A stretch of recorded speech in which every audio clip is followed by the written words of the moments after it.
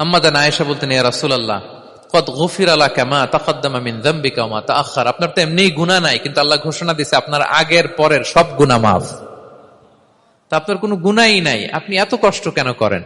বিষ্ণু বলেন, ইয়া আয়েশা আফালা Acuña আবদান Sakura, আমি কি শুকরগুজার বান্দাদের অন্তর্ভুক্ত হতে চাইবো না? আমি কি আল্লাহর শুকরগুজার বান্দা হতে চাইবো না?